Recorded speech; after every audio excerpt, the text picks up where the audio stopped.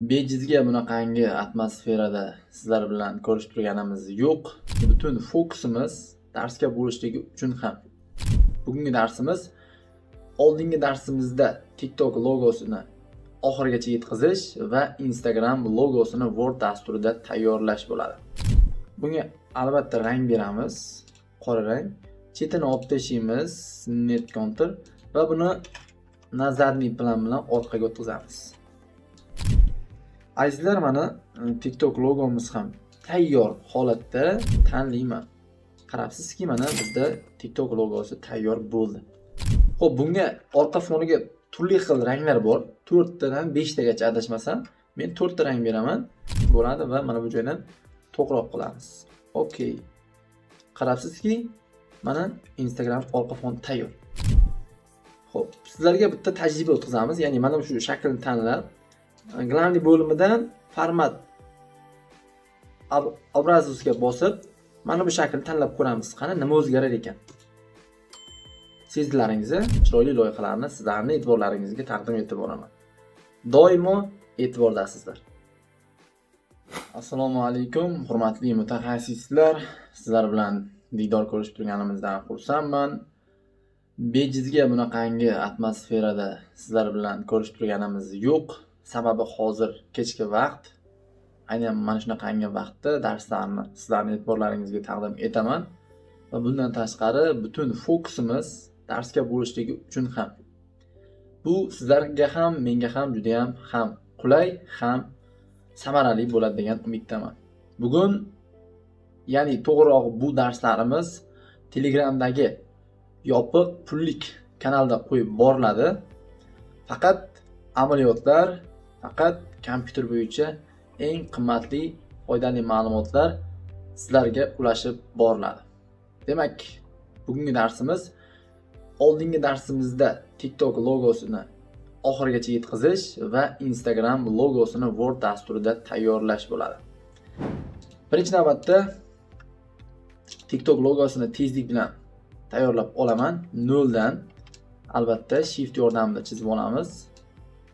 Xo'p, buni mana bunaqangi ko'rinishda o'zgartirib, mana bu sariq nuqtani esa Shift yordamida o'rtaga olib kelib olamiz. Va mishkani o'ng tarafi bilan contour figuraga kirib, net contour qilamiz.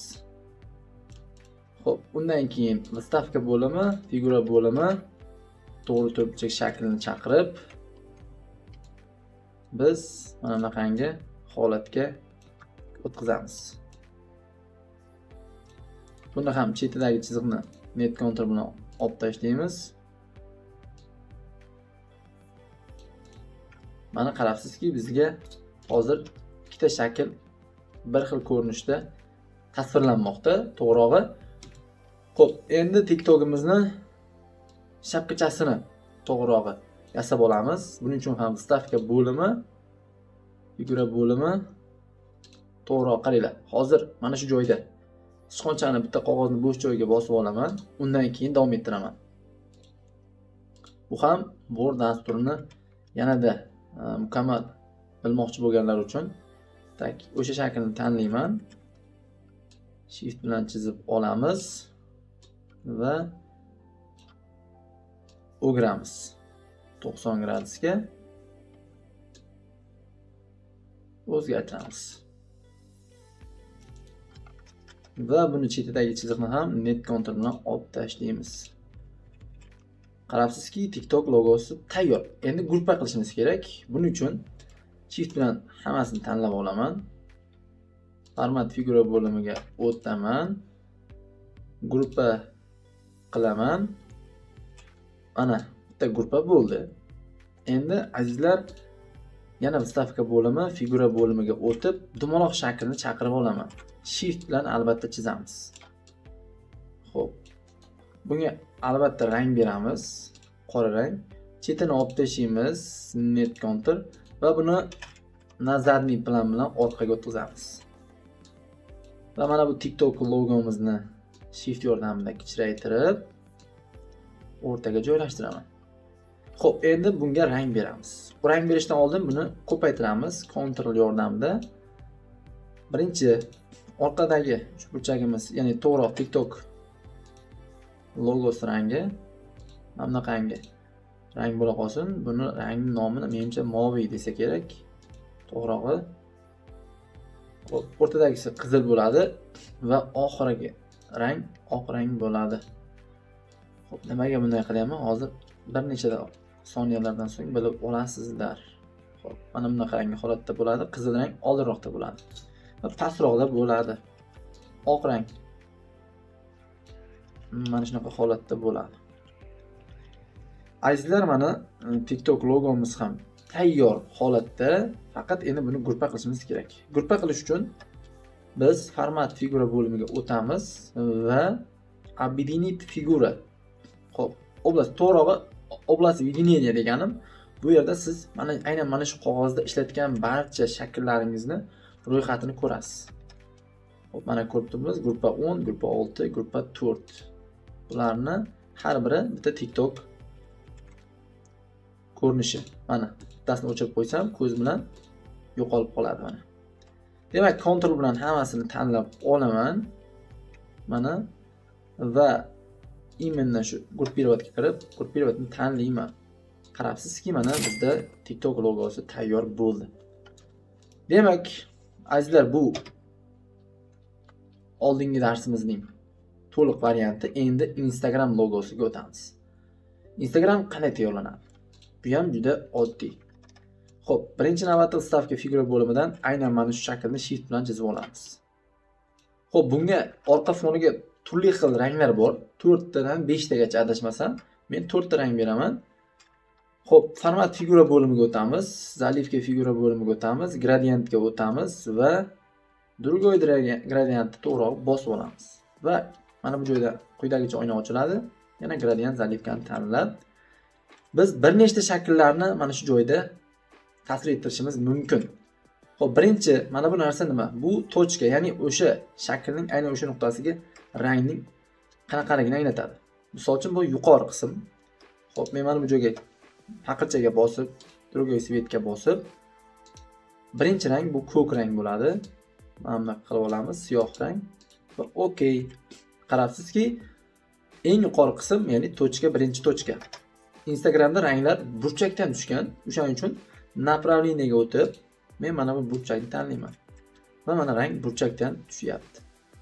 Instagramning ikkinchi rangi pushti rang, другой цвет. Xo'p. Mana okey. Qarabsizki, mana pushti, ko'k pushti rang. Uchinchi rang qizil rang. Kiramiz. Mana qizil rang tayyor bizda. Mana va buni teng taqsimlab olamiz va oxirgi rang bu adashmasam oranjiy. Alov rang deydi. Mana bu joylarda taxminan bo'ladi va mana bu joydan to'g'riroq qilamiz. Okey. Qarabsizki, mana Instagram orqa fon tayyor. Ana endi uning ichiga e'tibor beramiz. Endi stavka bo'limi, figura bo'limi, aynan mana shu shaklni tanlayman. Va shift bilan chizib olaman.